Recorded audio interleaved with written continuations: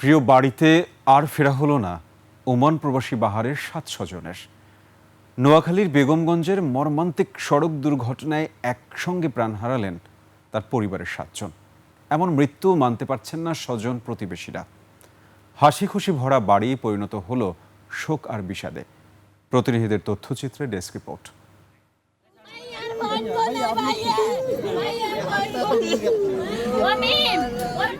এ আহাজারি পরিবারের ৭ সদস্যকে একসাথে হারানোর।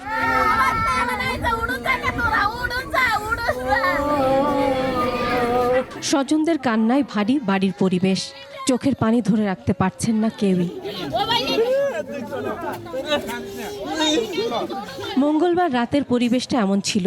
২ বছর পর বাড়ির বড় ছেলে ওমান প্রবাসী বাহারউদ্দিন আসছেন বাড়িতে। হাসি ছিল সবার মুখে, কিন্তু সেই হাসি পরিণত হলো কান্নায়।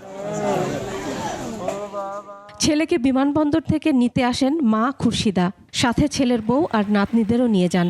তবে ছেলেকে নিয়ে ফেরার পথে ঘটে মর্মান্তিক দুর্ঘটনা। নোয়াখালীর চন্দ্রগঞ্জ পূর্ববাজার পার হওয়ার সময় হঠাৎই নিয়ন্ত্রণ হারায় যাত্রীবাহী মাইক্রোবাসটি, পড়ে যায় পাশের খালে। মুহূর্তেই ডুবে যায় পুরো গাড়ি। খবর পেয়ে ফায়ার সার্ভিস ও স্থানীয়রা উদ্ধার কাজে নামেন। তবে তার আগে ঘটনাস্থলে মারা যান ৬ জন। আরেকজনের মৃত্যু হয় হাসপাতালে নেয়ার পথে। খালে প্রচুর পানি ছিল এবং স্রোত ছিল। যারা পুরুষ সদস্য ছিল তারা গাড়ি থেকে বের হতে পেরেছে, মহিলা এবং শিশুরা বের হতে পারেনি। চালকের গাফিলতিতেই এমন বড় দুর্ঘটনা বলে জানান স্বজনরা। টেস্ট করার জন্য একটু আরাম করেন, না হয় আপনি আধা ঘন্টা ঘুমায় আনেন। ড্রাইভারে ওনাদের কথা কোনো ভ্রুক্ষেপ করে নাই। ড্রাইভারে যে কাজটা করতে এটা উচিত করে নাই, তাদের সাথে এরকম করতেছে, এরকম যদি চলতে।